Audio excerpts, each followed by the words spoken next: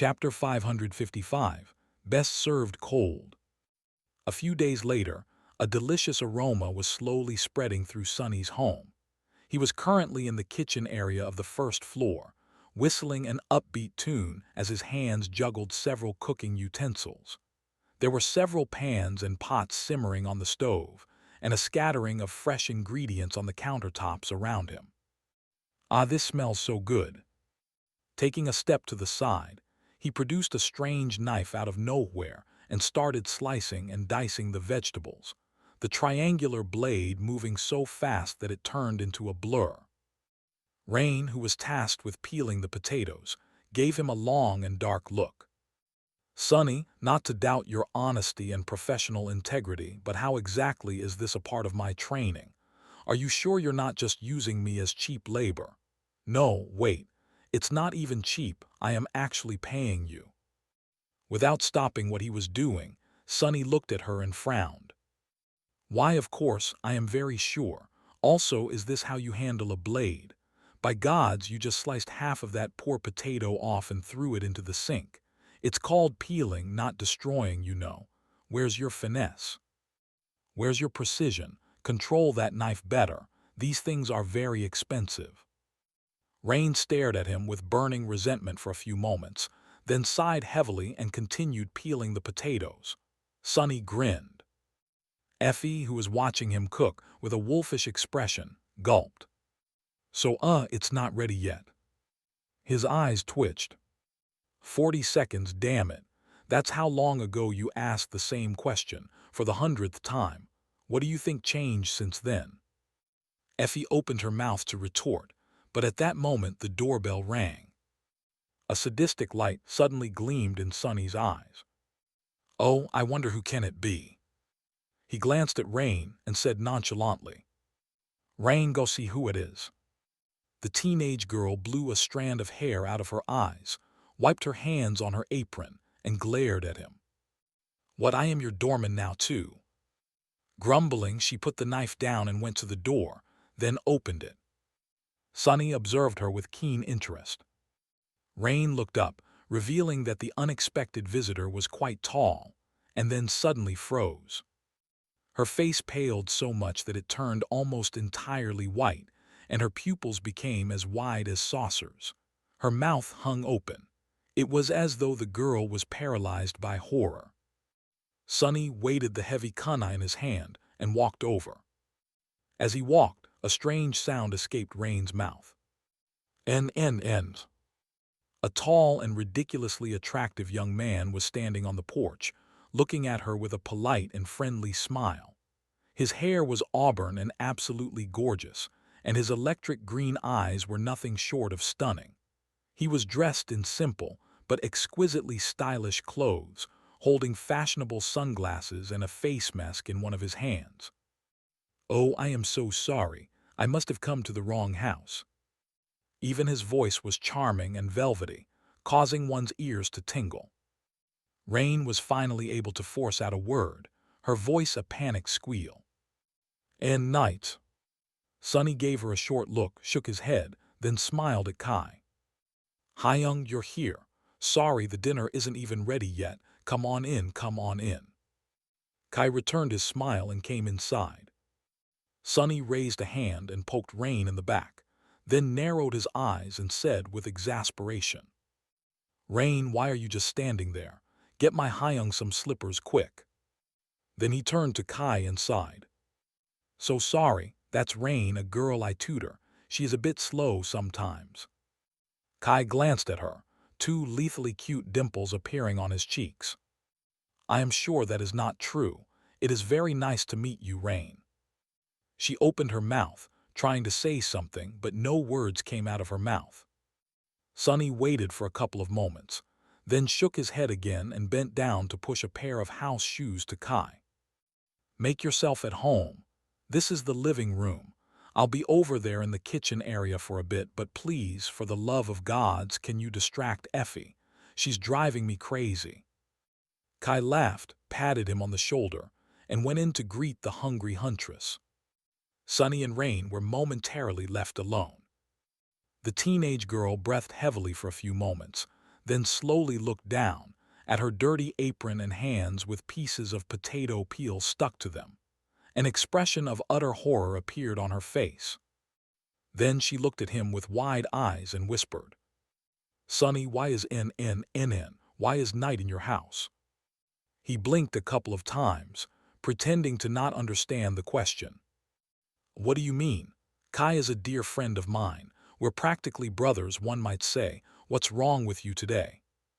Sonny shook his head in derision. Rain stared at him in shock, then opened her mouth to say something. However, before she could, the doorbell rang again. Sonny calmly opened the door, revealing a petite, exquisitely beautiful young woman standing on the porch. She had delicate features, pale blonde hair, and stunning blue eyes. Despite the fact that the young woman was dressed humbly, there was an aura about her that made it almost impossible to look away. It was as though she was a pristine heavenly creature that had somehow found her way to the dirty, imperfect, mundane world. In her hand, she was holding a long white cane. Cassie hesitated for a moment, then turned her head a little, facing Sonny. "I hope I am not late." Rain stared at her with a ghostly expression. "SS Song of the..." Then she turned to Sonny as well, her eyes even wider than before. Poor thing looked as if she was about to faint. Sonny smiled brightly. "Ah, finally, vengeance." Kai, Effie, and Cassie settled in the living room and chatted while Sonny returned to the kitchen. The two areas were basically a single space, separated only by distance and a tall counter, so he could see them clearly. Watching his friends at ease and happy to be reunited with the blind girl turned his expression dark for a short moment, but Sonny quickly put on a carefree mask. Rain was by his side and staring at them, too. Her gaze lingered on Kai for a while, then on Cassie. Finally, she looked at Effie and studied her face with a complicated expression. "Here it comes." A few moments later, her eyes widened. Sonny didn't think that it was possible for the teenage girl to become paler than she already was, but he was proven wrong. Looking like a ghost, Rain slowly turned to him and whispered, "Effie, she's." Sonny offered her a polite smile. "Huh, what are you mumbling about?" Then he glanced into the living room and raised his eyebrows. "Oh, do you want me to call her over?" "No problem, hey, F." Rain waved her hands and pressed one against his mouth. "No, don't." Sonny stared at her with a silent question in his eyes. The girl looked at him, then at her hand, then awkwardly stepped back. "What I wanted to say was, Effie is she." Sonny grimaced. "Awakened Athena, also known as raised by wolves. What, you didn't know?" Rain suddenly swayed and grabbed the counter to balance herself. A comically mortified expression appeared on her face. Really, he couldn't blame her for not recognizing Effie. The girl wasn't that interested in the Awakened to begin with, and the government mostly used the heroic visage of raised by wolves as she looked in the dream realm, mighty, tall, and brimming with vitality, in their propaganda. It wasn't easy to match that image with the weak, gaunt, and sickly young woman who was bound to a wheelchair. Not to mention that a normal person would never expect to meet a famed hero in their backyard. Still, looking at Rain now was incredibly funny. But she and I, oh gods, I even said oh no, oh no." She lowered her head, then suddenly looked up and pierced Sonny with an unexpectedly furious gaze. "Damn it, Sonny, why are you friends with Raised by Wolves, Nightingale, and Song of the Fallen? They are famous people." He frowned in confusion, then shrugged. "So what? We used to be members of the same cohort." Rain blinked a couple of times. Her voice became even quieter. But Song of the Fallen, Raised by Wolves, and Nightingale were members of Lady Changing Star's cohort." Sonny smiled innocently. "Oh, yup, that's the one." The girl lifelessly sat down, almost missing the chair. She remained silent for a long time, then asked slowly, "Sonny, you know Lady Nephis, the Lady Nephis, Changing Star of the Immortal Flame clan, you're from from her cohort. He grinned. Who neff? Yeah, sure, I guess. Rain closed her eyes. Sonny did not say anything for a bit, then cleared his throat. He waited for a few more moments, then said gently, "So about those potatoes." She flinched, looked down at her apron again, then answered weakly, "Oh, sorry, actually I have to go home. I forgot to do homework, sorry." With that, Rain stood up and rushed to the door. Sonny yelled at her back, "Hey, what homework? It's Saturday." Without turning around, the teenage girl squealed sorry one more time and fled the house in a panic. Sonny watched as the door closed behind her and laughed. He felt avenged, he felt wonderful. Ah, priceless. That was priceless. I do wish she would finish peeling the potatoes first, though. After the dinner, the four of them settled around the table and moved on to the real reason for today's gathering, the discussion of their plan to challenge the nightmare seed. This conversation could have taken place in the sanctuary, but despite having a somewhat good relationship with the White Feather clan, Sonny didn't want to say some things aloud in their territory. Their territory was also a sovereign's territory, after all. So the cohort had made plans to meet in the waking world. There was a lot to discuss. The second nightmare was a deadly challenge, and they had to be as prepared to face it as possible. There were also a lot of preparations to be made for the journey to the seed itself, venturing into the sky below and locating the rift in the ocean of flames that hid in its depth was not an easy task in and of itself. So they spent many hours going over every little detail, sharing knowledge, and finding solutions to potential problems they could encounter. The nightmare itself was a mystery, of course, so no matter how much they tried to account for every possibility, they still had no way of knowing what awaited them inside. All they knew was that it would be dangerous, deadly, and terrifying. Still, there were things they could do to improve their chances, grow stronger, improve their arsenals, but most importantly, aim for maximum flexibility in the collection of tools at their disposal. After all, it was not the strongest who survived, it was the most adaptable.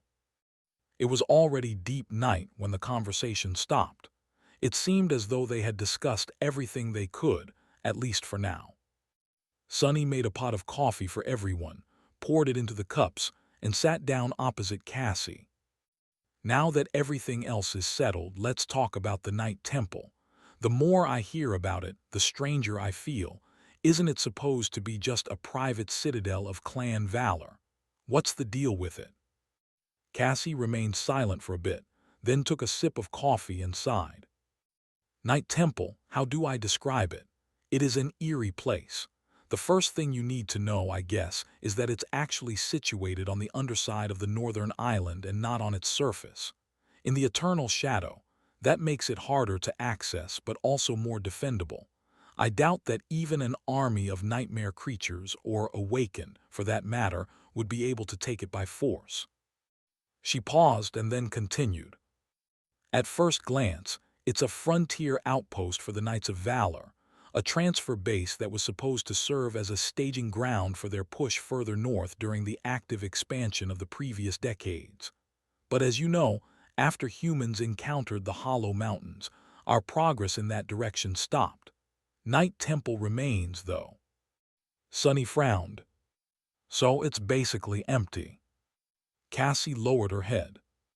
When she spoke, her voice sounded tense. "Logically, it is supposed to be, but it's not." Cassie chose her next words carefully. "Despite the fact that the Hollow Mountains were designated as a death zone, it seems that Clan Valor still has ambitions of exploring them. Perhaps that is why Night Temple exists, and why a saint is stationed there." Sonny frowned. Even Kai and Effie seemed to be perplexed. "I thought Sky Tide was the only saint on the Chained Isles." The blind girl shook her head. "No, there is another, Saint Cormac. He oversees the citadel and ventures into the mist of the Hollow Mountains from time to time, as though searching for something. In fact, That was how I was able to receive permission to anchor myself and my cohort in the night temple. In exchange, I was meant to use my aspect to aid him in the exploration. But nothing much came of it. Sonny thought for a bit, then said, "So far, everything sounds reasonable." Cassie nodded, then shifted uncomfortably. "Yeah, but there are just too many strange things about that citadel, ones that have nothing to do with the saint and his mission. For one, there are just too many awakened there, around 100, I think. That is much more than is needed to support one saint. However, the most eerie part is not their number but who those awakened are." She hesitated, then said somberly, "With the exception of 2 masters who serve as St. Cormac's lieutenants, all of them are lost." Sonny perked up. What Cassie had told them was, indeed, strange, and more than a little bit disturbing. There weren't that many lost among the awakened, so why would 100 of them be gathered together in a remote and isolated citadel? But that wasn't the reason why Sonny was suddenly excited. Leaning forward a bit, he asked, "Oh yeah, is there one called Mordred?" Cassie thought for a few moments, then shook her head. "I don't know. We weren't really allowed to interact with the lost while living in the Night Temple. You see, the whole citadel is separated into 3 areas. The outward ring is where we were given a space to establish a base. We were forbidden from entering the temple itself, unless escorted by one of the masters. That is where the lost live and the gateway is situated." She suddenly fell silent, and then added in a darker tone, "But there is another area inside the temple too, one that even the lost aren't allowed to enter, the inner sanctum. One time while we were entering the gateway, I felt the doors of the sanctum open and accidentally glimpsed the people guarding it." The blind girl shivered. "Or at least they seemed like people, but they weren't. They were all echoes, human echoes." Sonny scowled. "What the hell?" One human echo was creepy enough, but many. What exactly were they guarding that actual humans couldn't? No, that wasn't important. Clan Valor could keep its secrets. He just needed to get the knife from the altar. "So, what about an altar? Have you perceived an ivory knife lying on it?" Cassie lingered for a few moments, then shrugged. "The gateway in the Night Temple is different from the one in the sanctuary. You don't need to touch the altar to activate it. So I've only felt the altar from afar. It is indeed cut from a slab of black stone, from what others told me. There is a statue of a veiled woman holding a star and a bolt of lightning behind it. Other than that, I can't say." Sonny sighed, a bit disappointed. "Well, doesn't matter. I'm sure it's there. The problem is to convince the representatives of Clan Valor to let me approach the altar, or even sneak to it when no one is looking." "Do you think you'll be able to convince them to let me inside?" The blind girl nodded, but there was a bit of uncertainty on her face. "I think there won't be a problem. Although I wasn't able to help St. Cormac a lot, we parted on good terms. However, that whole place is very mysterious. I am reasonably sure that they will at least allow us to anchor ourselves to the gateway, but—" Sonny didn't like the sound of that. "But what?" Cassie sighed.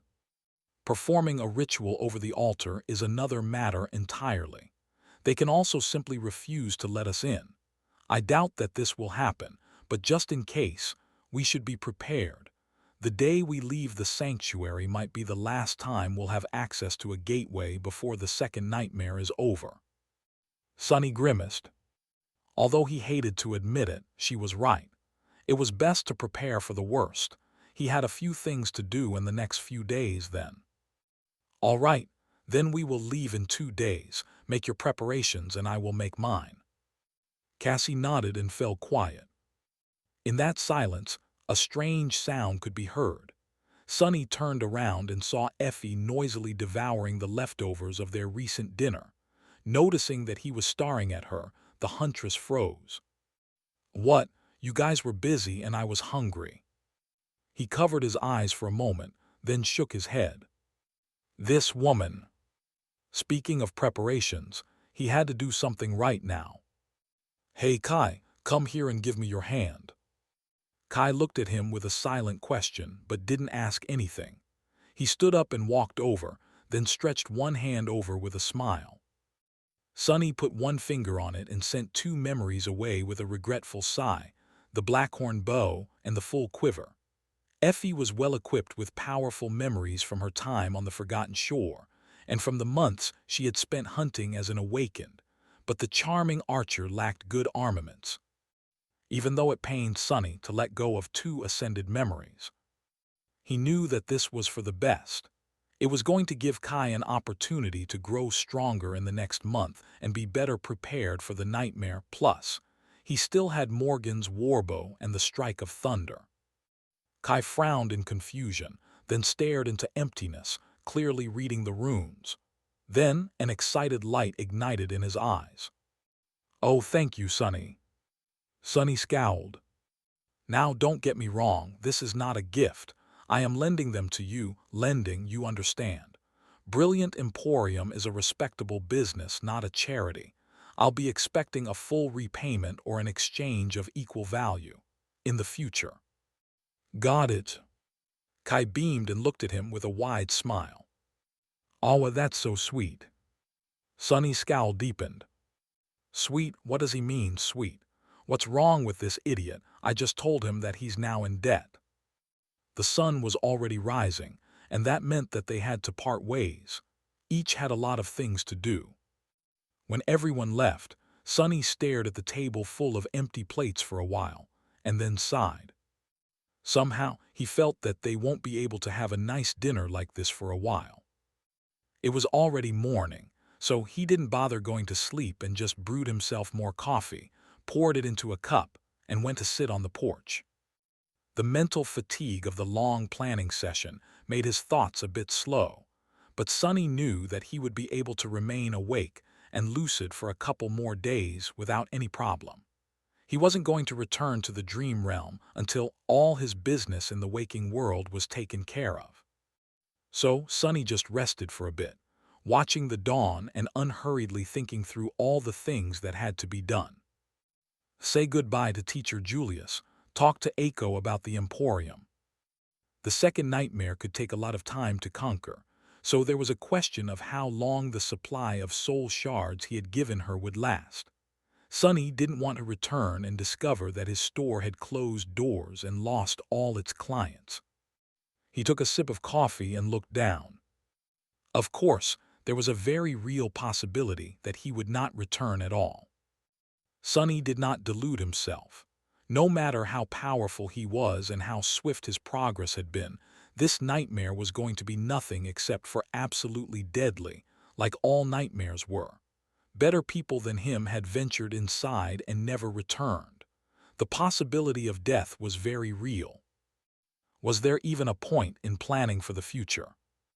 As he thought about it, suddenly, a sound of light steps could be heard on the path leading to the porch.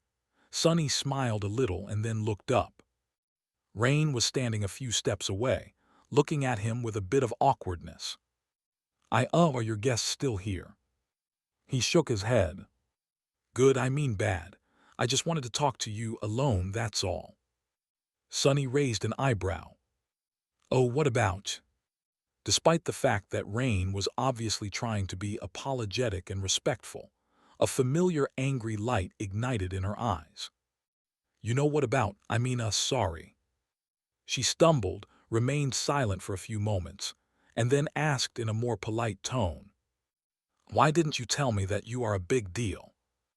Sonny stared at Rain for a bit, then smiled. "Have I not told you that I am probably the strongest awakened in the world, the best of best, and all that? I think it happened right here on this spot." Rain scowled. "I'm being serious." Sonny took a sip of coffee and looked at her for a few moments. Slowly, the smile disappeared from his face. Finally, he sighed and looked away. "Because I'm not. As far as awakened go, I am not a big deal at all. In fact, I am very small and easily squashed, so I don't like to advertise my prowess. It's best that everyone thinks of me as weak and stupid. That way, I'll be much harder to kill." Rains looked at him in confusion. I don't understand.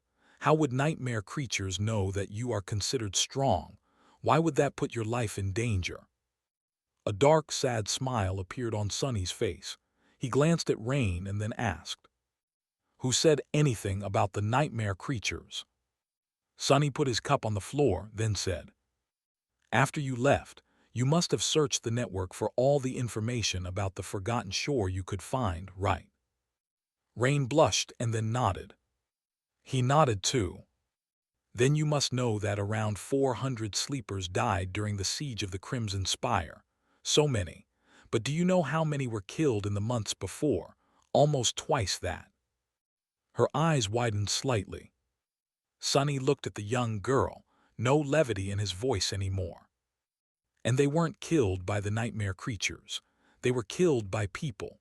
So, ironically, more humans were killed by other humans while I was out there in that hell than they were by monsters. Well, other monsters to be precise. And that is a lesson you are going to have to learn if you want to become strong." He sighed. "I can teach you how to hold a sword or a spear, how to traverse the dream realm and not starve, and how to kill your enemies. But I can't teach you how to be strong, Rain. That is something that you can only learn yourself. This world, it is a cruel and ruthless place. Some people are lucky enough to never learn its truth, but some do. And out of those, soft ones never survive.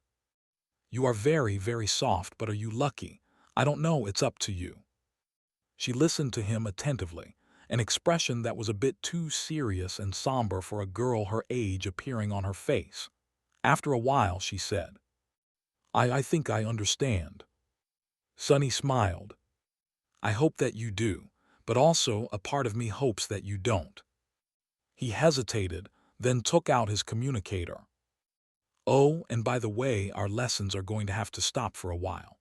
My friends and I are going on a big expedition, you see, and I am not sure how long it is going to take. Don't worry, though, I have already taught you enough for you to continue practicing on your own. Do it diligently and don't get lazy.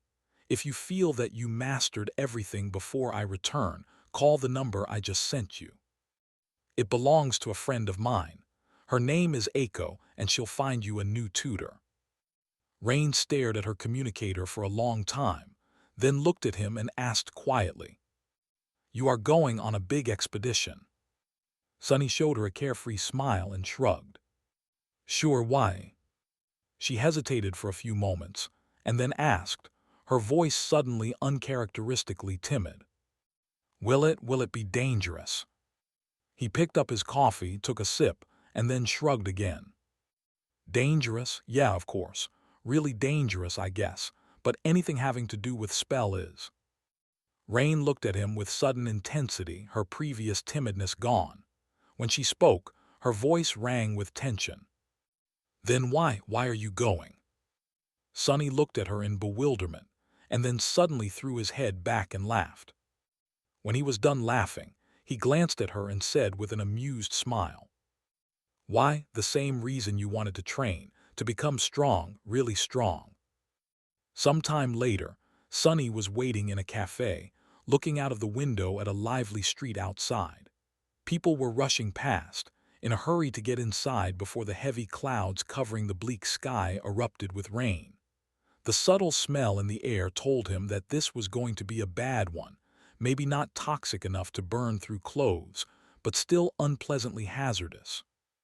The acid rain didn't bother Sunny too much, since it was something everyone was accustomed to. Even in the outskirts, people knew how to avoid getting caught in one. Here in a prosperous part of the city, citizens had many more protections. What he was thinking about was the street itself. This was the same cafe he used to visit when observing rain, and the same street that had become a scene of panicked evacuation during the gate incident several months ago. Armored vehicles of the government had torn apart the road, and several violent skirmishes had spilled into the peaceful surroundings. And yet there were no signs of the furious battle left. The road was long repaired, and the battle damage mended. The cafe was open again, and people went on about their business as though nothing had happened. They had endured the disaster and moved on, showing the astonishing resilience the human race possessed.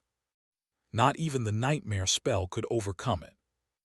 At least it had not managed yet. Sonny sighed and glanced at the pastry in front of him. At that moment, the door of the cafe opened, and the familiar sensation of phantom cold enveloped him. Master Jet looked even more disheveled than usual, her uniform jacket actually sporting several small holes, their edges charred. However, she looked just as relaxed and strong as ever, her icy blue eyes radiating fierce energy.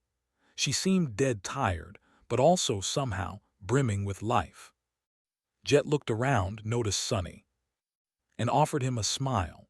Then she flicked a few flakes of soot off her epaulette, walked over and crashed on the chair. "I hope that this pastry is for me." He smiled and pushed the plate and a cup of fresh coffee toward her. "Of course." Master Jet took a bite out of the pastry, closed her eyes in delight for a few moments, and then cradled the cup of coffee in her hands. After a while, she looked at him and sighed. "So, second nightmare, huh?" Sonny simply nodded. Soul Reaper Jet was the only ascendant he knew well enough to trust, a little, so he had asked her to meet him, hoping to receive some advice. Nothing he could read on the network, or even in the staff library of the academy, could be as valuable as talking to a person who had actually conquered a seed once. She took a sip of coffee and shook her head. "Crazy kid." A slight smile appeared on his face. "Kid, I'm not that much younger than you. Well, I think." Jet glanced at him with a dangerous grin. "Are you asking me about my age? Damn, I guess I haven't slapped you in a while." The two of them stared at each other for a few moments, and then laughed. In truth, Sonny knew that Master Jet was in her late 20s, so the age gap between them was not insignificant. Considering how much had happened to him in the past 2 years, 10 seemed like a lifetime. But at the same time, he wasn't a kid anymore, not by a long shot. He looked down, thought for a few moments, and then said, "Now is as good a time as any. I thought things through before deciding to challenge a seed. This is for the best." She studied him for some time, then nodded. "I see. Well, there are a lot of benefits to being an ascended. There are certain drawbacks too, but you don't need to worry about that for now. Right now, you need to concentrate on surviving the nightmare." Sonny smiled. "My thought exactly. So, is there any wisdom a venerated elder like you can share with this ignorant junior?" Master Jet glared at him, then took another bite of the pastry. "Elder, maybe I really should slap you." She lingered for a few moments, then sighed. "The second nightmare, it is a lot like the first but at the same time very different. The spell will send you and your cohort into an illusion of the past, one centered around a central conflict. To conquer the nightmare, you will have to resolve that conflict one way or another. There is no right or wrong way to do so. You just have to end it somehow." Jet fell silent, as if remembering her own trial. Her icy blue eyes stared into the distance. "That won't be easy, of course. Your friends might die. You might die too. But you know this already. Let's talk about the differences then. The first one is rather obvious. The nightmare will be larger, longer, and harder than your first one. The nightmare creatures populating it will be of higher ranks and classes, usually either awakened or fallen. But if you're unlucky, you might meet a corrupted one too." Sonny grimaced. His first nightmare had pitted him against an awakened tyrant. What were the chances that he would get lucky this time, and only encounter abominations within his ability to handle? "Slim." Master Jet, meanwhile, continued.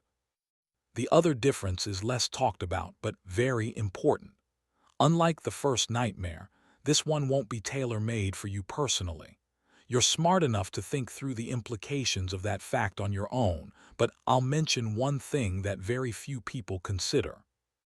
The spell will try to find you a body that closely resembles your own, but due to what I have just mentioned, it might not be as similar as what one might expect." Sonny tilted his head and frowned. How different are we talking? She shrugged. You will be of the same rank, that is certain. Your build will be more or less the same. But that's the thing, if you are unprepared in a fight, more or less might cost you your life. A specialist has to rely on his or her body. It is our first and most important tool. Imagine that you are suddenly slightly higher or shorter. Your limbs are of a bit different length. Your center of gravity has shifted a little. Many people died because they weren't quick enough or couldn't adapt to that sudden change. Sonny closed his eyes for a moment. For a fighter, their body was like a well-oiled machine that they knew in and out. They knew every detail about it, how it moved, how it performed in any given situation, what it could accomplish, and what was beyond its ability. All battle techniques were finely tuned for that precise machine.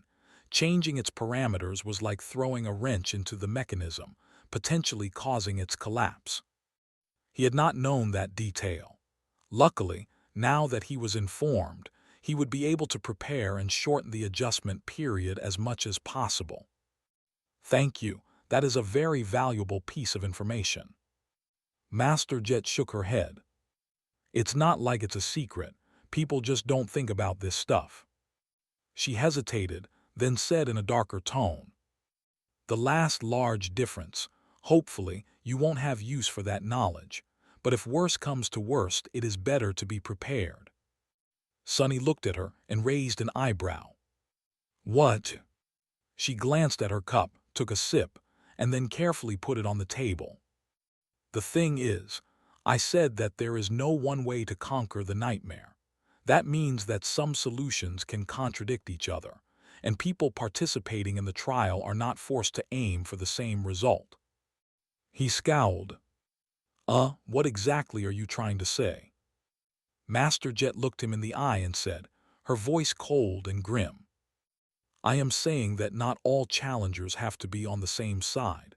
That rarely happens, but you should keep that in mind anyway. Sonny stared at her for a few moments, then turned away. He wondered what she wanted him to realize. Was Master Jet warning him that his allies could betray him and turn into another obstacle he would have to overcome to escape the nightmare? Or saying that he could betray them if needed? They talked for a while, discussing various matters having to do with the nightmare seed and the trial itself. Sonny acquired a lot of useful information, as well as several pieces of valuable advice. But throughout the whole discussion, he continued thinking about that one statement. Rarely happens, but you should keep that in mind anyway. Sonny left the cafe and caught a train to go visit Aiko. After that, he traveled to the academy and said his goodbyes to teacher Julius. The old man was a bit emotional to let him go, but did not try to dissuade his unruly pupil. Instead, he tried to offer encouragement. The second nightmare, Tui.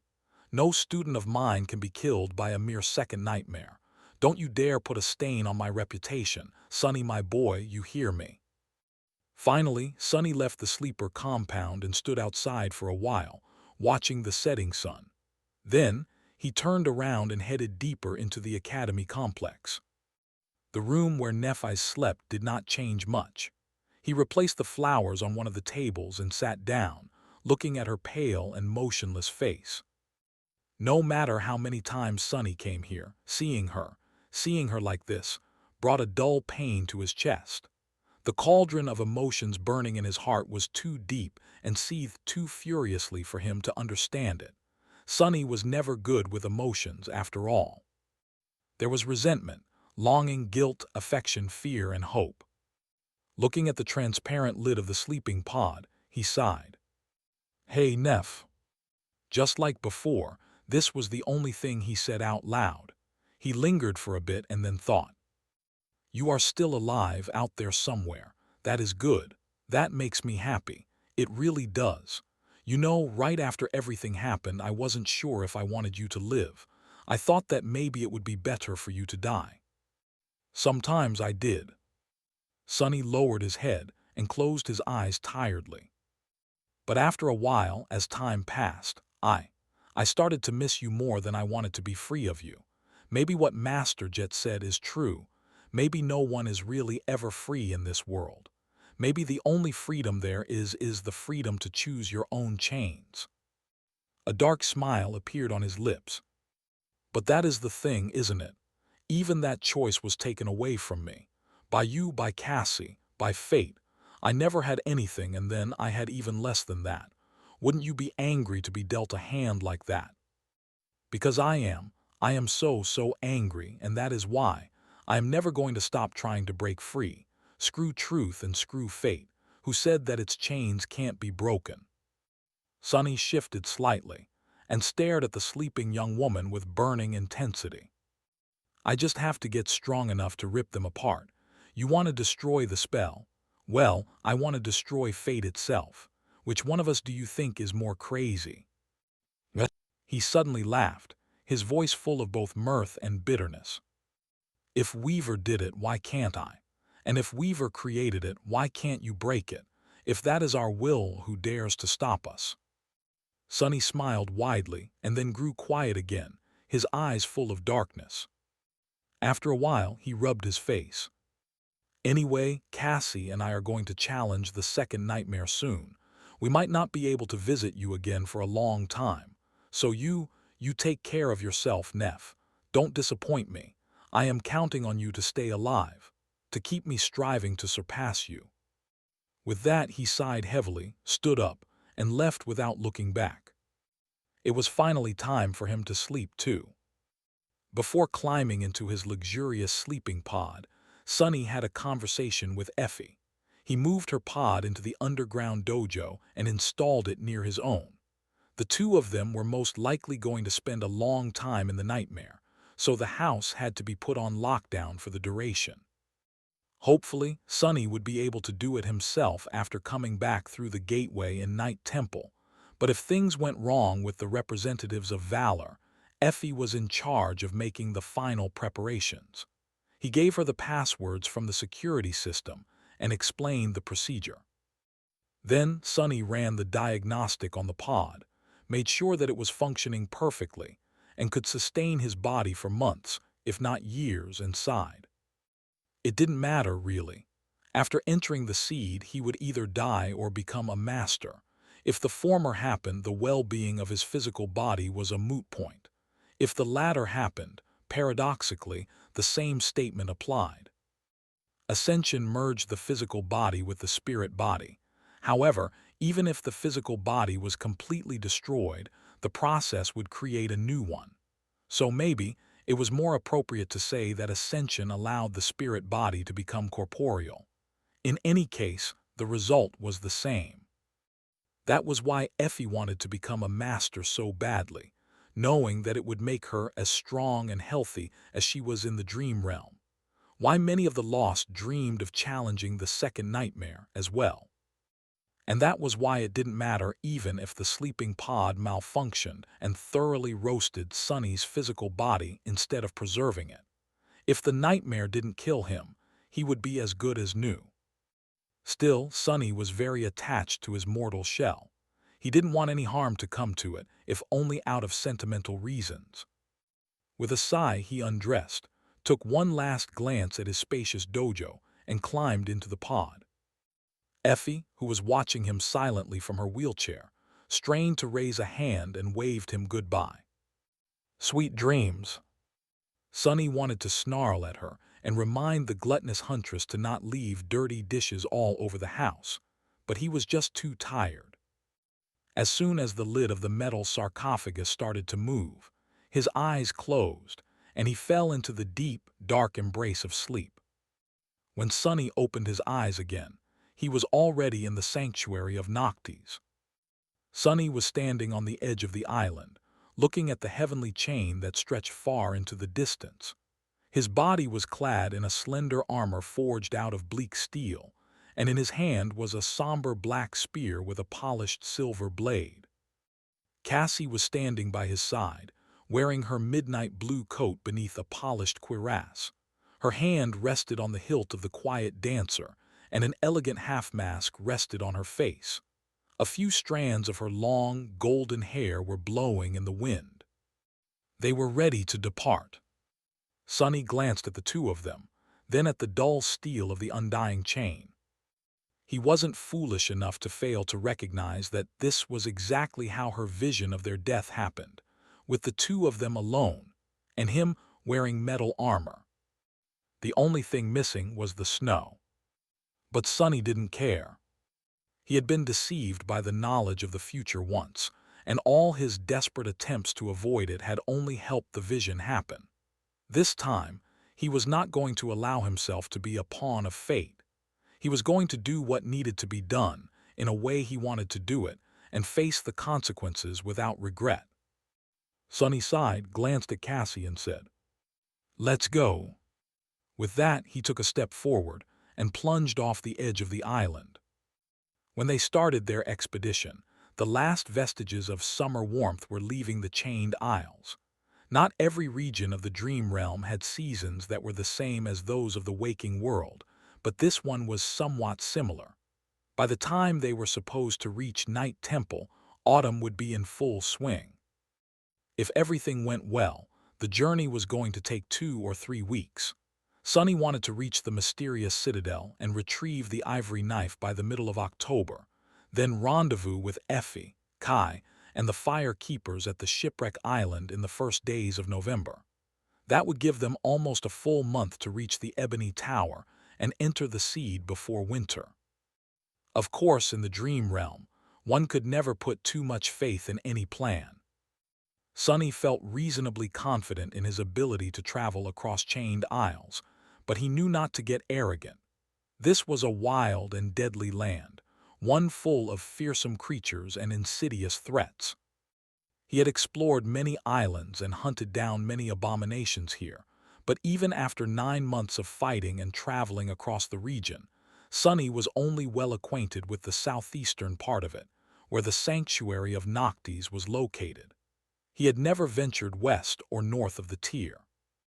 The situation was only made worse by the fact that the closer one got to the vast emptiness at the heart of the Chained Isles, the more dire dangers they would face. To reach Night Temple quickly, Sunny and Cassie had to reach the tier and skirt around its edge, which meant that they would be moving through the most perilous area of the entire region. Not all was bad, though. Cassie had some of the knowledge that Sunny lacked, since the fire keepers had spent a lot of time in the northern reaches of the Chained Isles. He also had all the information copied from Mordred's map, which contained a detailed description of many places they were going to have to travel through. He was strong enough to face the dangers that awaited them there, and Cassie wasn't defenseless anymore. The two of them were enough, most likely. These were the reasons why Sunny had decided to attempt the expedition without a full cohort. The following days proved that he had been right in his decision. Their journey was surprisingly smooth. The traversal itself provided no problems. Cassie was more than capable of moving from island to island without his help, which was a relief. Due to her second aspect ability and the quiet dancer, the blind girl was able to move through space with an adequate measure of accuracy. As it turned out, she also had an ascended charm that provided a powerful augmentation to a single echo, which she used on her rapier. With its help, the dancer could carry her weight for a short distance, which allowed Cassie to get to and off the chains with ease. The only drawback of the charm was that it ate through her soul essence rapidly, and she couldn't use it often or for too long. Of course, traversal was the least of their problems. As they traveled further into the heart of the Chained Isles, more and more nightmare creatures picked up their scent. That was where Sunny came in. With the help of Saint and, when needed, the Soul Serpent, he was able to deal with anything that dared to attack them. Cassie helped too, but there was rarely anything for her to do. Sunny and his shadows were just too swift, cunning, and deadly. Their combined power was almost terrifying. That was not to say that the blind girl was useless. On the contrary, her presence was perhaps the single most important factor of why they were able to move toward their goal with such ease. Her great affinity to revelations, keen senses, and supernatural intuition complemented Sunny's battle prowess perfectly. It was almost disturbing how well they worked together. Him scouting ahead and obliterating monsters, her guiding them through the maze of shifting aisles in a way that took them past the true horrors, the hidden hazards, and the crushing. The strangest part about all of this was that they didn't even talk to each other that much, yet were able to achieve such a deep level of understanding. Most of the journey was spent in silence, with both of them preferring not to speak to another unless absolutely necessary. There was no small talk, no irrelevant conversations, and no friendly banter. Sunny didn't even talk to his shadows and Saint like he was already used to, which made the silence almost suffocating. It was indeed a bit awkward in the beginning, but then he got used to it. He actually started to enjoy the peace and quiet, as well as the company of another human being, even if it was Cassie. Their cooperation was efficient, seamless, and not burdened with emotions and other troublesome complications. An alliance of pure convenience. What was there to complain about? They traveled across islands that were barren and stark, and across islands that were lush with beautiful verdure, across islands that teemed with vile abominations, and islands that were full of nothing but bones and ash, across islands that were open and vast, and islands that were small and hid unseen dangers behind a veil of deception. It wasn't long before a day arrived when a dark line became visible far away, over the northern horizon. When Sunny first saw it, he stood motionlessly for a while, looking north with a dark expression. The Hollow Mountains. After so long, he finally saw them again. Every day after that, the black line grew bigger and closer. Soon, he was already able to discern individual peaks and the jagged shape of the mountain chain that pierced the sky, like the fangs of a colossal dragon. And on the day that the dark peaks towered above, shrouded in flowing mist, they finally reached Night Temple. The chain swayed lightly as Sunny and Cassie walked across it, rattling loudly from time to time. Since the island that they had just left was currently ascending, the one in front of them was below and fully visible. The northern island was not too large, maybe 2 kilometers in diameter. Its surface was one vast level plain and covered entirely by a beautiful field of violet flowers, as if wrapped in a silken mantle. Despite the fact that the sun was high in the sky, the buds of the delicate flowers closed. From what Cassie had told him, Sunny knew that they would open only at night, emanating an eerie and beautiful light. He would have liked to witness that strange and magical sight himself, but right now, there were far more important things for them to do. Not to mention that, at the moment, Sunny's attention wasn't even on the island itself. Instead, he was looking past it, at the draconian peaks of the Hollow Mountains that towered above the island, submerging it into their vast and deep shadow. They were shrouded in white mist that flowed slowly down the dark slopes and fell into the black abyss of the sky below like an endless wall of white, swirling clouds. The image of it was both magnificent and frightening. It was as though the sky itself was slowly being devoured by the lightless void, or maybe invading it. Looking at the dreadful mountains, Sunny couldn't help but wonder if Nephis was currently lost somewhere out there, in the white mist, or had she not dared to enter it and instead chose one of the other directions? There was no way to know. With a sigh, he looked down and concentrated on putting one foot in front of the other. Soon, they reached the northern island and flew up Sunny with the help of the prowling thorn and the dark wing, Cassie by unsheathing the quiet dancer, jumping, and holding tightly to the hilt as the flying rapier pulled her into the air. The two of them landed softly amidst the delicate flowers and looked around. Without the need to say anything, Sunny allowed the blind girl to take the lead and followed her as they walked toward the only landmark on the island, the ruins of the ancient fortress that perched precariously on its northern edge. It was very similar to the crumbled stronghold where he had met Effie and Kai. Trying not to disturb the flowers, they crossed the island and entered the fortress. Nothing attacked them on the way, and there were no sounds except for the whistling of the wind and that of their footsteps. The northern island was beautiful, silent, and strangely peaceful.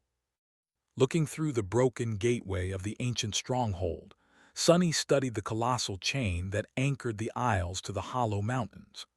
The swirling mist flowed down on both sides of it, obscuring the point where the chain sunk into the dark stone. He remained motionless for a few moments, then shivered and looked away. At the very corner of the platform that lay beyond the gate, almost unnoticeable, a narrow set of stairs led down, cut from weathered rock. The path snaked around the overhanging slope, clinging to the stone surface as it led to the dark side of the island.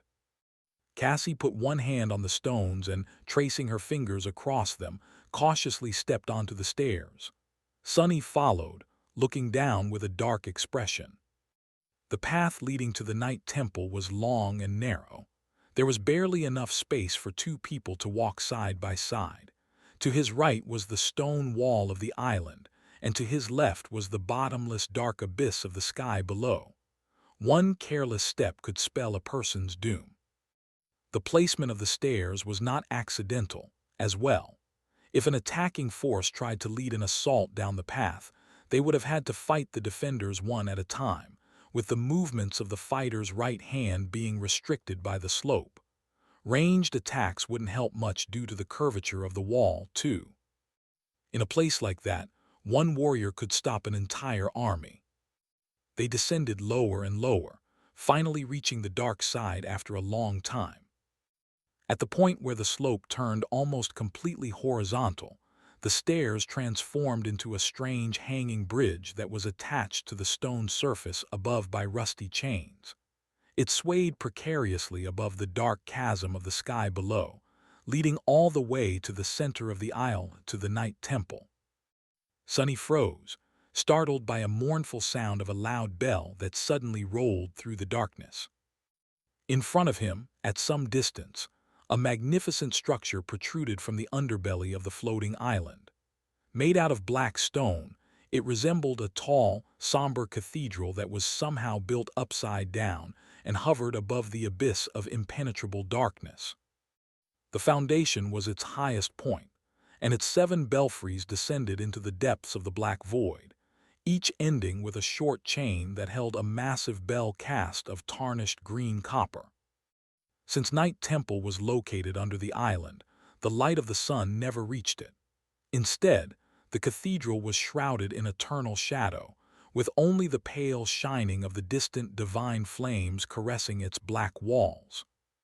In a strange reversal, the velvet darkness of the abyss and the scattering of false stars in its depths seemed like a vast night sky hanging above it. As Sunny watched, a second bell rang. He shifted a little and turned his attention to the narrow path, tracing its treacherous steps all the way to the massive iron gates of the cathedral. Cassie turned to him, lingered for a moment and said, "Let's go, they've seen us." Sunny nodded and took a step forward. Night Temple waited ahead, its gates opened like a hungry mouth. As they walked toward the gates, Sunny asked quietly, "So what happens now exactly?" Cassie thought for a few moments before answering. "I am not sure. That depends on whether St. Cormac is inside the citadel or out exploring the hollow mountains. In any case, my standing should be good enough to at least get an audience with one of the masters overseeing the temple in his absence." She hesitated, then added, "If we are allowed inside, there are several rules you must follow. Outsiders aren't allowed to summon any memories or echoes inside the citadel.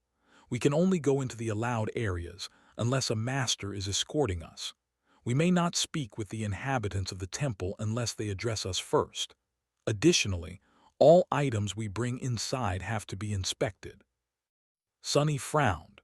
The rules were not only strange, but also strict and would put him at a disadvantage should anything happen. However, he remembered Sky Tide's warning.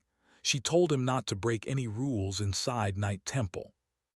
"All right, I won't do anything risky unless absolutely necessary. Let's see how this plays out first." As they approached the ornate gates, two figures became visible standing on both sides of it. One was a man, and the other was a woman. Both sentinels were in their 30s and had calm, cold, dangerous eyes. So these are the lost. It was Sunny's first time meeting their kind. In truth, there was not much difference between them and those awakened who had not lost their physical bodies. That was not to say that the sentinels were ordinary. Both radiated an imposing, overbearing aura. Just from how the lost held themselves, Sunny could tell that they were extremely experienced and fearsome warriors. Their armors were perfectly crafted, and their weapons had a dangerous luster, all clearly of a high rank. The pressure these sentinels exerted reminded him of the oldest and most deadly hunters of the Dark City. Those who had survived long years of bloody battles in the hell of the Forgotten Shore. If he was honest, he had to admit that most awakened anchored at the sanctuary of Noctis seemed like children when compared to the two lost. These people were no joke, and there were 100 more inside the cathedral if what Cassie had told him was true, if all of them were the same as the sentinels. Sunny suppressed a shiver. He might have vastly underestimated the scale of the force that Clan Valor had stationed at the precipice of the Hollow Mountains. The somber cathedral hid an entire army. But why only keep the lost here? What purpose could it serve? The mystery had been tormenting him ever since he learned of it. At some point, one of the sentinels raised a hand, commanding them to stop. He studied both Sunny and Cassie for a while, and then said in a cold voice, "Lady Song of the Fallen, what a nice surprise to see you again. I hope that the other members of your cohort are well." His tone did not match the friendly words at all. The blind girl simply nodded. "They are well and in good health, anchored at the sanctuary of Noctis." The second sentinel raised an eyebrow and spoke. "Oh, what prompted you to make the long journey and return to our modest citadel then? In a company of a stranger, and without your loyal comrades, no less." Cassie glanced at Sunny and smiled. "This is awakened Sunless, and he is not a stranger. In fact, he is a dear friend of mine and one of the few people in this world I would trust with my life. Both of us used to be Lady Changing Star's companions." Sunny almost choked. Such smooth lies admirable. The blind girl, meanwhile, lingered for a moment and then said, "We hope to have an audience with Lord Cormac." The sentinels remained silent for a while, making Sunny feel a bit nervous. Finally, one of them answered, "Lord Cormac is carrying out one of his missions. He won't be back for several weeks at least." Cassie's smile didn't waver. Without skipping a bit, she said, her voice as polite and pleasant as before, "Sir Pierce or Lady Wealth, then." The sentinels looked at each other. After a while, one of them sighed. "Wait here." With that, he disappeared, leaving Sunny and Cassie under the heavy gaze of the remaining lost. Sunny stared back, shamelessly studying the sentinel. No matter how he tried, he couldn't tell the difference. She looked just like a normal awakened would in the dream realm. Well, it made sense. Her spirit body was the same after all. It was also shaped very nicely. "What are you staring at, boy?" Sunny looked up and smiled. For a moment, he was very tempted to answer honestly, but then his common sense won over. "Your armor, ma'am. It seems like a fine memory." The sentinel snarled and didn't say anything. After some time, the second one returned and beckoned them to follow. They were led into a small, chilly room at the side of the gate and handed 2 sets of simple garments made out of crude cloth, then locked inside. Sunny stared at the bundle in his hands with a perplexed expression. What is that for?" Cassie sighed and unbuckled her belt, then dismissed the quiet dancer and placed its empty scabbard on a bench. "No memories or echoes allowed, remember." Sunny frowned, then glanced at his armor. If he dismissed it, he would be more or less naked. They are expecting us to change here. The blind girl silently turned her back to him. Sonny hesitated for a moment, then did the same. His shadow looked away, too. Cursing inwardly, he dismissed the undying chain, and felt the shadows in the tiny room shift as Cassie's cuirass and coat crumbled into a rain of sparks. They were close enough for him to hear the steady beating of her heart and sense the heat emanating from her body. Trying not to let his imagination wander, Sonny put on a pair of simple trousers and heard the fabric rustle as it slid across her smooth skin. Bastards, they couldn't give us 2 rooms to chain. Suppressing his anger, Sonny put on a tunic and frowned. Its sleeves were too short to hide the coils of the soul serpent. More than that, they revealed the 2 shadows that were wrapped around his body, shrouding it in a thin layer of darkness. Not to mention that both the tunic and the trousers were several sizes too big for him. With a sigh, Sonny commanded the shadows to crawl up his arms, hiding them from sight. Then he dismissed the serpent and bent down to roll up the pant legs and put on a pair of leather sandals, and cleared his throat. "Are you done?" Cassie answered after a short pause. "Yes." The clothes provided to her consisted of similar sandals and a long tunic that left her shoulders bare and her legs exposed below the knee. The silver half-mask was gone, too, revealing Cassie's beautiful blue eyes.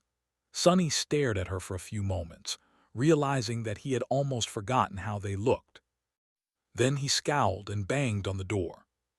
Soon, the same sentinel let them out and led them through into the depths of the night temple. As soon as they left the gateway behind, Sonny tensed, as if expecting something terrible to happen. But nothing did. The sentinel glanced at him and frowned. "What are you waiting for? Come, Sir Pierce will be with us shortly." The interior of the somber cathedral was as bizarre as its exterior. Sonny expected the actual floors to be constructed properly, and some of the corridors they walked through were. But other parts of Night Temple were upside down as well, the flat floors serving as ceilings and the arching ceilings serving as uneven floors. And that was just the outward ring. He didn't even want to imagine how the temple itself and the inner sanctum looked. As they walked, he saw several lost silently going about the mundane business of maintaining the citadel. They were dressed in the same crude clothes he was now wearing and wielded no weapons.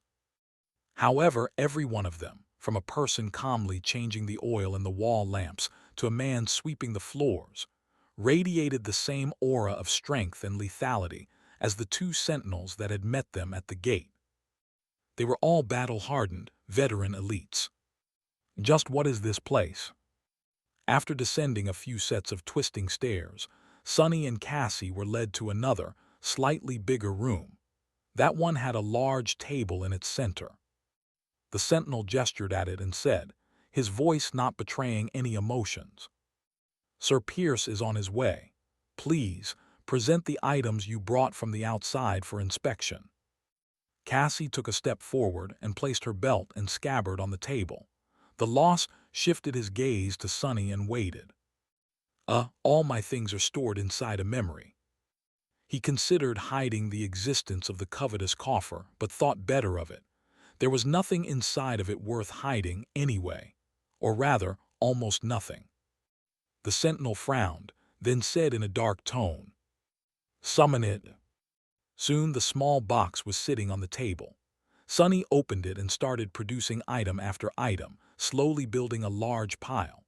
They were spices, cooking utensils, hygienic products, several packs of underwear, both male and female, which earned him a strange look, a piece of a broken mirror, a couple of soul shards, a folding chair, various snacks, packs of tea and coffee, and many more.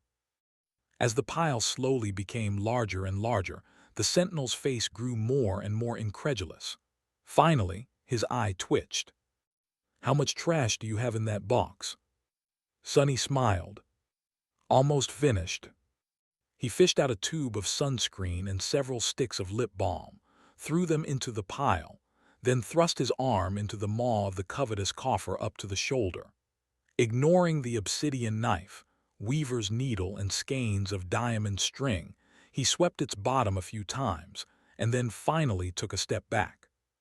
"That is all the trash I have." The Lost shook his head and started picking up the items one after another, inspecting them carefully. What he was expecting to discover, Sonny did not know. At that moment, the door of the room opened, and a tall man with sharp features and steely eyes came in. His dark hair was cut short, and there was stubble on his cheeks. The man wore a scale armor forged out of lusterless blue steel and held himself with the relaxed confidence of an experienced killer. Sonny didn't need an introduction to realize that he was standing in front of a master, and a powerful one at that. Sir Pierce seemed to be less frightening than Morgan of Valor, but Morgan was barely older than Effie, while this man had a decade or two to sharpen his skill and accumulate battle experience. He was a knight of valor still. Sonny harbored no illusions in front of this monster, neither Cassie nor he stood a chance. Especially not while surrounded by an army of 100 awakened elites. "Why am I thinking about this? We are here to talk, not fight." And they really needed this conversation to go well. Depending on how convincing they could be and how receptive Sir Pierce was, Sonny would either have to do things the easy way, the hard way, or abandon his plans to retrieve the second knife altogether. The sentinel greeted the master respectfully, and then continued to inspect the mountain of items Sonny had produced from the covetous coffer. Sir Pierce glanced at it for a moment, then turned to Cassie. "Awakened Cassia, welcome back to the Night Temple." Cassie bowed slightly. "Sir Pierce." Sonny suppressed the desire to roll his eyes. "It's like I am invisible." Both the sentinels and the formidable master had ignored his existence entirely, preferring to address the blind girl. Part of the reason must have been that they already knew her, but mostly it had to do with her status as a bearer of a true name. Well, it suited Sonny perfectly. He liked to remain as unnoticeable as possible.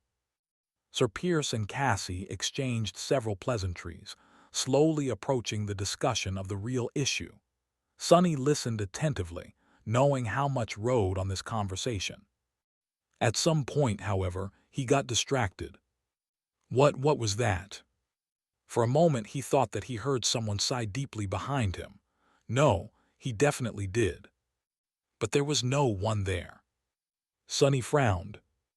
Am I hallucinating or? It was then that a familiar voice suddenly resounded in his ears. "Sunless, I am so glad that you made it." Sonny's eyes widened slightly. He looked at the sentinel, Cassie, and Master Pierce. None of them showed any sign that they had heard anything.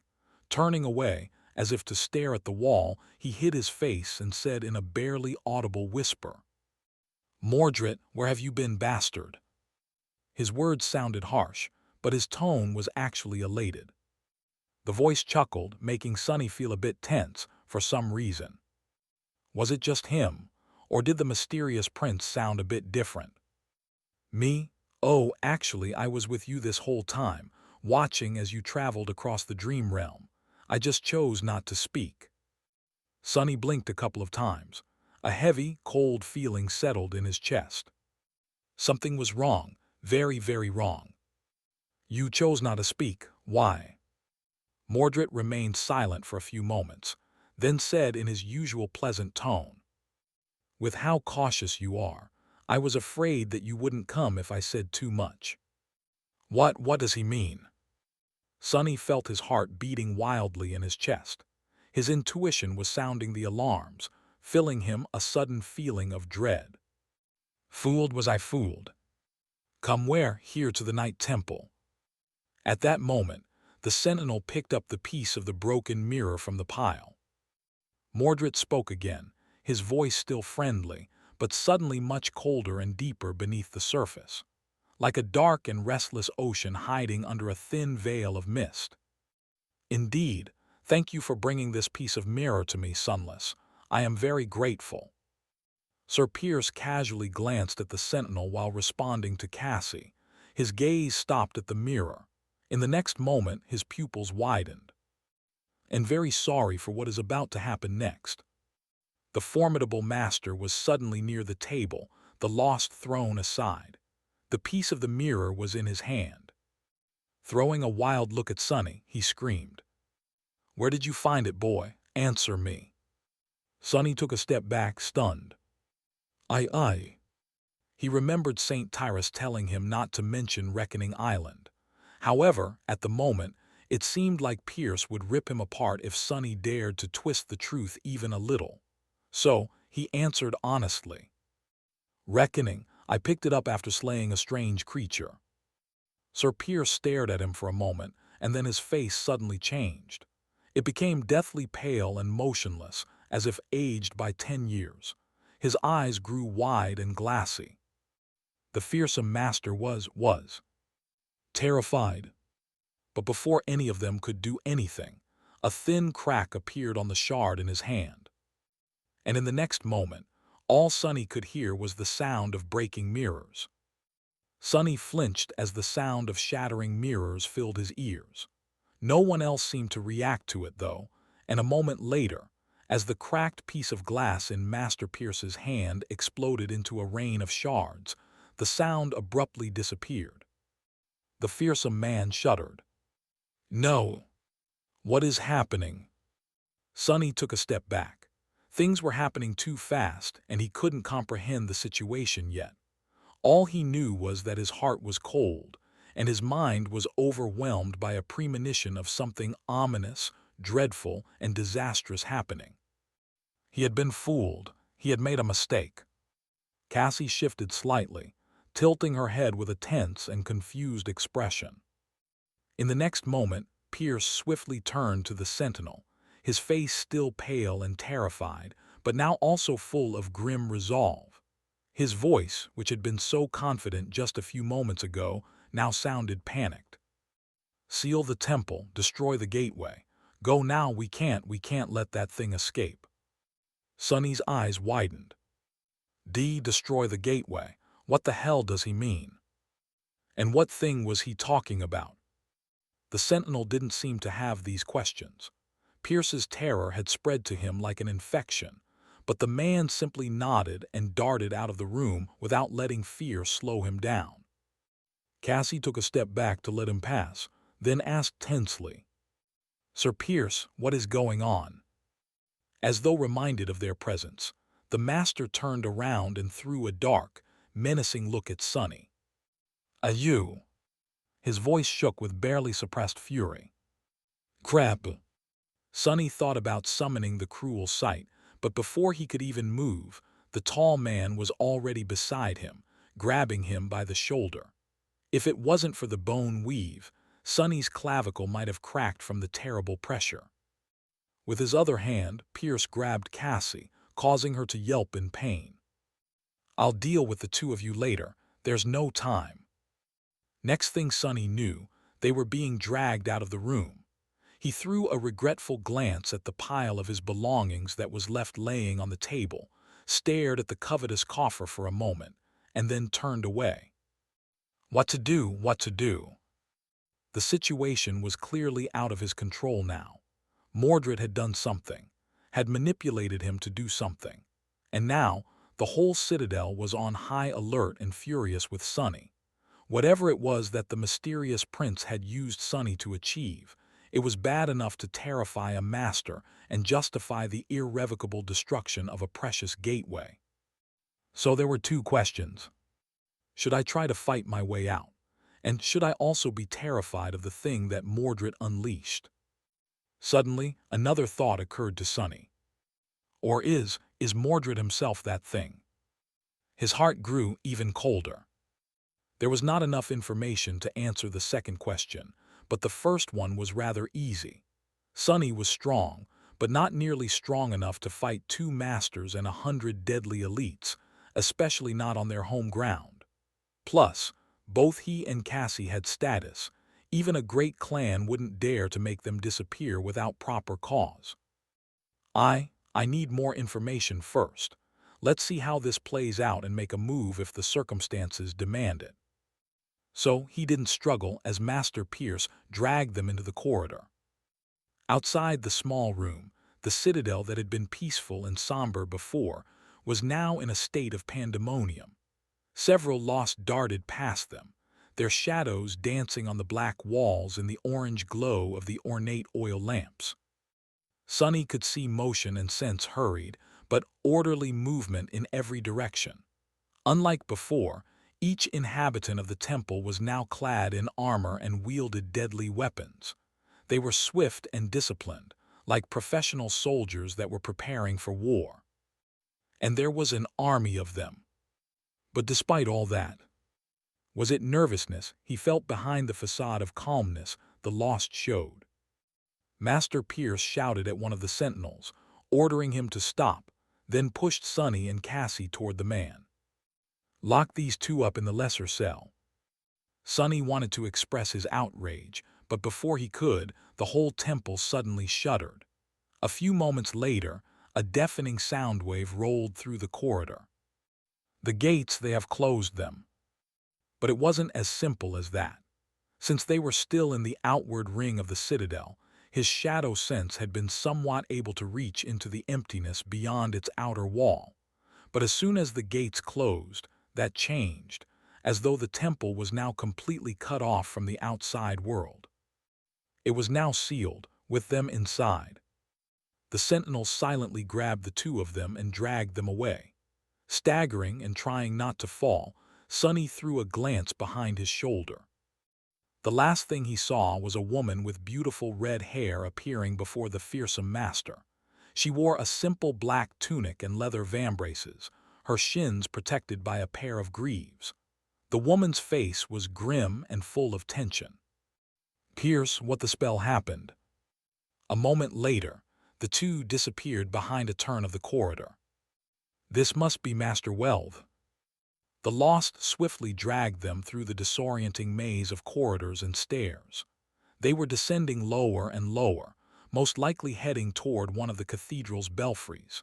His expression was dark and severe, and for a good reason. Everywhere they passed through, the inhabitants of the Night Temple were busy preparing for battle. It was as though they were expecting to face a terrifying siege. The threat, however, didn't seem to be coming from the outside. Instead, most of the Lost were rushing deeper into the temple, toward its inner sanctum.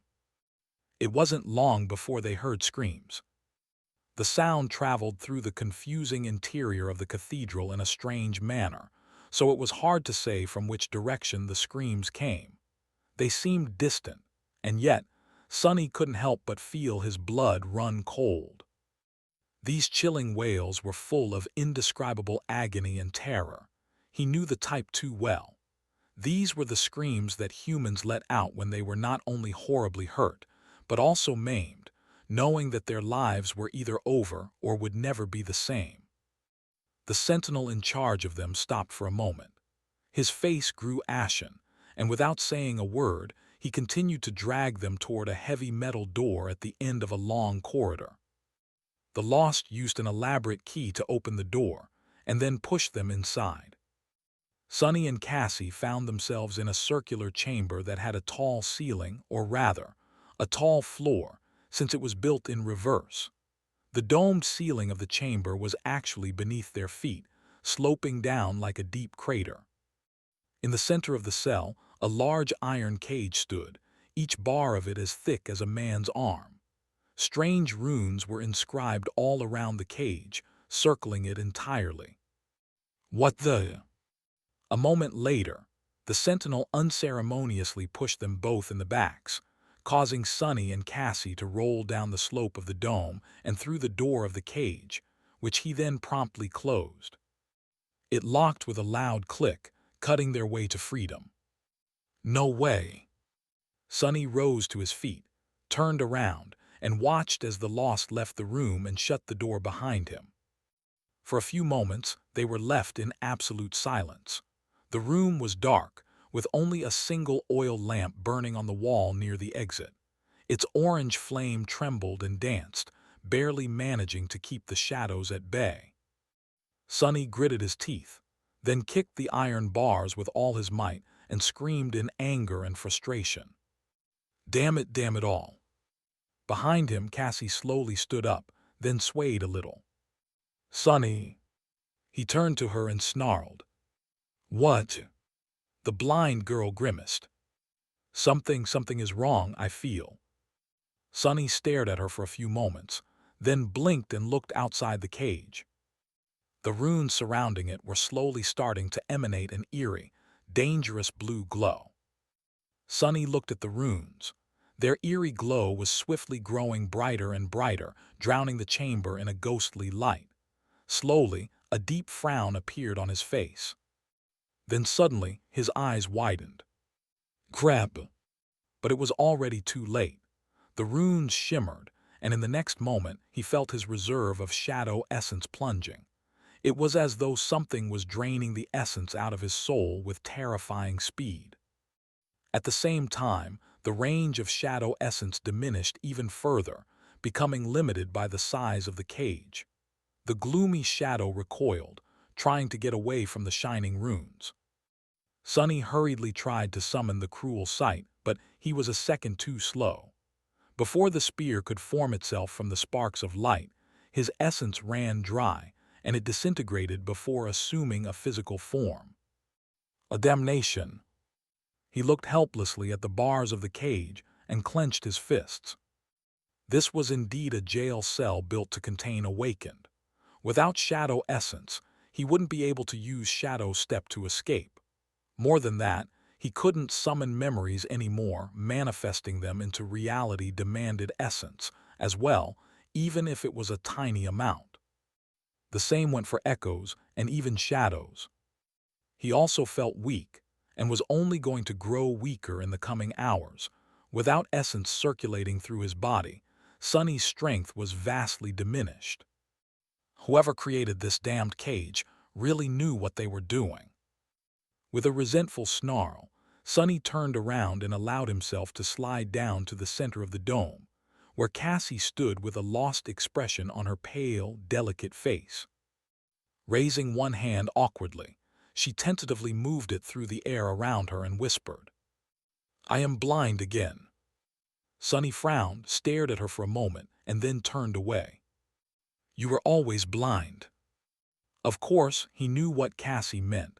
Without soul essence, the aspect ability that allowed her to perceive the world from several seconds in the future was gone, too.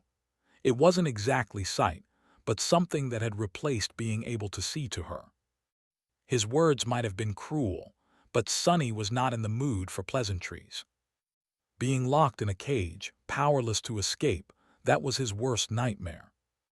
And he had no one but himself to blame for ending up that way. Turning away from the blind girl, Sonny sat down, lowered his head and grabbed it with both hands. Curse him! Suddenly, the cathedral shook again. Cassie remained silent for a while, then said quietly, That must have been the gateway. They really destroyed it. Sonny closed his eyes. I guess you are right. He heard her sitting down opposite him and wondered about the black altar that was now laying somewhere in the depths of the citadel in pieces. Was the ivory knife destroyed as well? Had there even been a second knife to begin with? Or was it just a lie Mordred had invented to lure him into the Night Temple? What else had he lied about? Sonny gritted his teeth, suppressing a groan. He felt scared, furious, and utterly humiliated. He had been so careful not to trust the mysterious voice after hearing it for the first time. But Mordred had been so helpful and had provided him with so much valuable information that proved to be true. Sonny was, most likely, only alive because of the lost prince's aid. Even so, he had never lowered his guard. If there had been the smallest hint that Mordred wanted something from him, he would have suspected the worst. But the bastard was just too devious and cunning, terrifyingly so. Mordred had played him like a fiddle. He had understood perfectly just how untrusting Sonny was, and went with the lightest of approaches. Knowing that any pressure would scare his paranoid mark off, Mordred had simply mentioned the ivory knife in passing and never spoke about it again. In fact, after the hook was in, he had never spoken to Sonny again. Observing silently and waiting for his prey to come to him of its own volition. Sonny shuddered. Oh gods, how much has he seen? He was willing to bet that there had never even been a need for Mordred to wait days between their conversations. All of it was just a part of an intricate web of lies and manipulation. Fool, I am such a fool. How had he allowed himself to be fooled so completely? A crazy smile suddenly appeared on Sonny's face, and he let out a stifled laugh. Wasn't the answer obvious? Truth. His downfall was the truth. Like a masterful liar, Mordred had mixed just enough of it into his lies to make them believable. Oh, the irony! Cassie shifted slightly and asked, her voice soft and cautious. Sonny, what exactly happened back there? He let out a bitter chuckle and answered in a dark tone. Why don't you know everything? The blind girl didn't answer, and after some more time passed, he sighed. Sorry, it was me. I got us into this mess. Sonny straightened and forced himself to calm down. Dwelling on the past was not going to do them any good. The situation was bad, but not hopeless.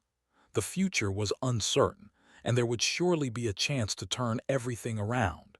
He just needed to remain in control of himself and be ready to act when an opportunity presented itself. Who said that Mordred was going to have the last laugh? Do you remember the mysterious lost I told you about? The one who had taught me about the seed and the knives? Cassie nodded slowly. Sonny lingered for a few moments, then shook his head. Well, as it turns out, he lured me into the night temple on purpose. He needed the piece of mirror I found a while back for some reason. When Master Pierce saw it, all hell broke loose. She remained silent for some time, and then asked, Do you think that this lost is here, in the night temple? Sonny looked away. When he finally spoke, his voice sounded grim. I do, actually. I think that this whole citadel is a prison that was meant to contain a single creature, him. Cassie shivered and hugged her shoulders. A heavy silence settled between them. After a while, she said, Maybe you are right, but Sonny. Her voice trembled. What kind of a being would require 100 awakened fighters, 2 ascended knights, and a saint to guard it? Sonny stared at her, not knowing what to say. He had no idea. Sonny felt that there was a hint about what manner of a creature Mordred was in the fact that only the lost and human echoes had been allowed to guard him. But that was too little information to make a guess. What else did he know about the man who called himself the Prince of Nothing? He was reasonably sure that Mordred was a human, or at least had been once, at some point. A nightmare creature could fake a human voice, but not the knowledge of the waking world that Mordred had shown. Sonny also felt that the mysterious prince had told the truth about conquering the first nightmare at 12 years of age.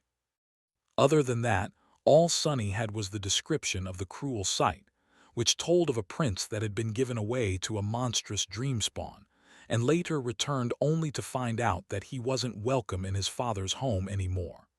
That, and the fact that the mirror beast had been created by Mordred, much like Saint had been created by him. That was not much to go off of. With a sigh, Sonny looked around the cage. Due to the concave nature of its floor, he and Cassie were forced to stay close to each other. The only surface flat enough to sit comfortably was at the very center of the dome, and not too large in diameter. The cage was utterly empty, with the exception of a rusty bucket that was covered by a wooden lid. Sonny stared at a bucket for a while, then grimaced. How long do you think they'll keep us here? Cassie remained silent for a while, then answered evenly. That depends on whether they can contain the prisoner. A deep scowl appeared on his face. Would 100 elite awakened warriors and 2 masters, all in service to a great clan, be able to handle Mordred? Before today, He would have said yes without a moment of hesitation. No matter how powerful the mysterious prince was, how could he contend against an entire army? But after seeing the terror on Sir Pierce's face and how nervous the Lost were, Sonny wasn't so sure anymore. And what would happen if Mordred somehow prevailed? Would they be safe? Or would they learn that terror themselves? Crap! Sonny threw a dark glance at the door of the chamber and closed his eyes. For now, there was nothing they could do but wait. Minutes passed, slowly converging into hours. With no windows, it was hard to measure the passage of time. Sonny and Cassie mostly remained silent, partially because each was preoccupied with their own thoughts, and partially because there was nothing useful they could say. The night temple shuddered several more times, but these tremors weren't as strong as the first two. Sonny silently meditated, feeling the shadow essence dissipate from his muscles and his strength slowly diminishing. After a while, he stood up, climbed to the walls of the cage, and studied the runes, then explored every centimeter of the cell. He even tried to bend and dislodge the iron bars, but it was useless. The cage seemed to be built to imprison masters or, perhaps, even saints. Even at his full power, Sonny wouldn't have been able to break free with brute force. After a while, he had no choice but to slide back to the center of the dome and resume doing nothing. He hadn't had an opportunity like that in a long while. Actually, doing nothing was sort of relaxing, if he ignored the fact that their lives were hanging by a thread, of course. The blue glow of the runes and the orange light of the oil lamp were soft and dim, leaving the chamber dark and full of shadows. Somewhere outside, a gruesome massacre was perhaps taking place. But here, everything was calm and silent. Sonny was on the verge of dozing off when Cassie suddenly turned to face the door. "Someone is coming." He opened his eyes and stood up, then glanced at the oil lamp with a dark expression. Its dancing flame trembled, and then disappeared for a moment when the door opened with a bang and a gust of wind entered the cell. 5 people came inside. 4 of them were lost warriors, their faces grim and their armor bloodied. One was the same sentinel who had locked them inside, his face ashen and pale, a piece of white cloth wrapped around his head like a makeshift bandage. The 5th was a woman with beautiful red hair, wearing a black tunic of master wealth. There was a strange amulet in the shape of an anvil hanging on a thin chain around her neck, and murder in her eyes. The aura she emanated was truly frightening. So Mordred did not manage to escape, after all. The master threw a cold glance at Cassie, then turned to Sonny. You brought that piece of mirror into the citadel, correct?" Sonny shifted slightly. "I did." The corner of Welv's mouth twitched. "Who instructed you to do so?" He blinked a couple of times. "What? No one instructed me. I had no idea what that shard was. I just thought that it was curious and picked it up." The beautiful woman glanced at one of the Lost, who nodded. "He is telling the truth, or at least believes in what he says." Sonny studied the Lost, who was a man in his 30s, with a gaunt face and clear gray eyes. "Great, another walking lie detector." Welv frowned, then pierced Sonny with a heavy gaze. "What was your purpose in coming to Night Temple?" Sonny hesitated for a few moments. When he spoke, his voice sounded frightened and a little shaky. "I've been told that there is a special knife here on the altar. I am interested in that knife because it has to do with the past of the Chained Isles. I am a researcher at the Awakened Academy. You see, maybe you've read my previous exploration report. It's, quite famous." The master stared at him for some time, then glanced at the Lost with clear eyes and shook her head dejectedly. "All this because of one clueless fool." Yes, I'm a pathetic, useless fool, believe it." Sonny cleared his throat. "Master Welv, I am very sorry for the trouble I've caused, but, what is going on? And when are you going to release us?" She suddenly let out a stifled laugh, then looked at him with a dark, furious expression. "Release you. If you knew what your actions have caused, you would have begged me to keep you in this cell. At least that fiend can't get to you here. No, the two of you will remain locked up until we deal with the mess you've made. And we will deal with it, believe me." That was not exactly the answer Sonny wanted to hear, but at least it gave him some information. Mordred wasn't contained yet. Rather, he and the Valor forces seemed to be in some sort of a stalemate. Master Weld gritted her teeth, then turned away. However, before leaving, she stopped for a moment and then said, her voice grim, "Now that the temple is sealed, no one but Lord Cormac can unseal it anyway. With the gateway destroyed, there's no escape. Where would you even go?" With that, she clenched her fists and left the chamber. The four lost followed, closing the door behind them. Sonny stared at it for a while, a bleak expression on his face. No one but Lord Cormac can unseal it. Crap. The saint was not supposed to return until a month from now. He looked at Cassie, then at their cage, and lastly at the glowing runes. This was going to be a long and terrible month. He sat back down, waited for a while, and then turned to Cassie. "Did you take a look at her attributes?" She sat down too and sighed. "Yes, the four lost with her. Sir Pierce too. I also saw the name and rank of their aspects." Sonny frowned. "What? Since when can you read aspects too?" The blind girl shrugged. "Since my awakening." He stared at her for a bit. What a useful ability. In worse news, if she had not known some of his secrets before, she surely knew them now. How infuriating. Sonny grimaced, lingered for a bit, and then said, "Good, chances are we'll need that information before all of this is over." He didn't press her for answers yet, since there was a lot he had to think about. Some more time passed with both of them remaining silent. After a while, the door of the chamber opened once more, and the familiar four lost entered. The one with a bandaged head was carrying a tray of food and a water skin. He studied them for a few moments, a cold expression on his handsome face, and then threw the food and the water skin through the iron bars without approaching the cage. Sonny suppressed his anger and opened his mouth, assuming the persona of a cowardly researcher. "Hey, sir awakened. Can you tell us what is going on?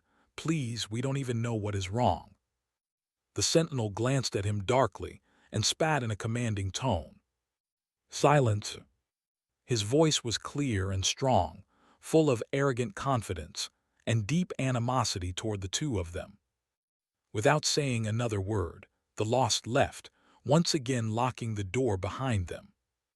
Sonny remained motionless for a few moments, then slowly lowered his gaze and glanced at the food that rolled down the slope of the dome to his feet. Then suddenly, he threw his head back and laughed loudly. Oh gods, never thought I'll be eating this crap again." Right in front of him, reflecting the blue glow of the runes, two colorless tubes of synth paste were lying on the floor. He knew their shape all too well. They had a late supper, which consisted of a synthetic paste that had the consistency of mud and tasted about the same. Still, this vile invention was cheap to produce and supposed to contain all the nutrients one needed to barely survive. Sonny had not missed the damned sludge at all. In the outskirts, the easiest food to get was called a universal ration pack, or simply a rat pack. It contained a tube of synth paste, a cheap water filter, and several dry, tasteless crackers. This was what he mostly ate before becoming an awakened, so now Sonny felt as though his life had come full circle. Such irony. After a while, tired and weak without the essence sustaining their bodies, they decided to sleep. The flat space in the center of the cage was so small that Sonny and Cassie had to settle with their backs against each other. With nothing but 2 layers of thin fabric separating their skin, Sonny could feel the heartbeat reverberating through her lithe body. The cage was cold and chilly, but at least his back was warm. They lay in silence for a while, trying to fall asleep. Before they did, however, Cassie suddenly spoke. "Sonny." Her voice was quiet and hesitant. How is she doing, do you know?" He kept his eyes closed and remained silent for a few moments, then said with no particular emotion, "She is doing great. She is a devil already. Now stop bothering me." Cassie sighed and didn't say anything else. In the middle of the night, if it was night outside, he suddenly woke up, disturbed by a sudden change in her breathing. Through the thin fabric of their clothes, he could feel the blind girl's body tense up, her breathing rugged and uneven. Sonny hesitated, then turned around and looked at Cassie. In the pale glow of the runes, her delicate face seemed white and bloodless. It was contorted in a tortured grimace, with beads of sweat appearing on her forehead. Her eyes were moving hectically behind the eyelids. He lingered, not knowing what to do. It was obvious that Cassie was having a vision, and that, like most of her visions, this one was painful and terrifying. Was he supposed to wake her up, or would it do more harm than good? Before he could decide, she suddenly sat up with a stifled yelp. Her chest was rising and falling wildly, and there was a panicked expression on her face. The blind girl raised her hands and tried to feel her surroundings, clearly not quite remembering where she was. Sonny caught one of them, making Cassie flinch, and said darkly, "Take a hold of yourself, damn it. You're in a cage in Night Temple. Stop thrashing around." She froze, surrendering to his iron grip. After a while, Cassie took a deep breath and said weakly, "I'm all right." He let her go, picked up the mostly empty water skin and put it onto her hand.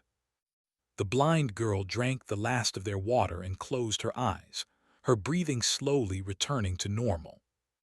Sonny waited for a minute and then asked in a gloomy tone, "Another vision?" She silently nodded. A dark grin appeared on his face. "What, did we die again?" Cassie shook her head, then opened her eyes and frowned. No, this time I saw someone else." She put the water skin on the floor, hugged her knees and spoke again, her voice still tense but now much calmer. "It was one of the lost, the man with gray eyes who advised Lady Welv. He was in front of a large crucible throwing shards of broken mirrors into the fire. There were thousands of them, all reflecting his image. Only, at some point, one of the reflections stopped." She shivered. The lost stopped too and stared at the motionless reflection, his eyes full of utter terror. It was as though he was paralyzed by fear. He opened his mouth to scream, but no sound came out of his mouth. After that, he didn't move any more, but the reflection finally did. It raised its head and smiled. Cassie grew silent and then added, her voice trembling, "That smile filled me with so much dread that all I could think about was to run away. But I couldn't. That was when I woke up." Sonny looked at her for a while, thinking. His face was cold and grim. It wasn't hard to understand what the vision was about. Mordred's aspect was somehow tied to mirrors after all, but what did it all mean? What were his powers exactly? He sighed and turned away. "It's fine, you did well. Go back to sleep if you can." She listened to him and slowly lay down. However, Sonny could tell by her breathing that the blind girl was wide awake. He couldn't sleep too. In the morning, the door of their cell opened, and the same group of lost brought them more food. Only this time, there were only 3 of them. The man with gray eyes was nowhere to be seen. Thanks for watching. Please subscribe and like the video and comment down if anything wrong in the story, and if have any suggestion to a new novel or want next part of any series, comment down. Our target is to get 1K subscriber. There will be surprise for all of you. Stay tuned.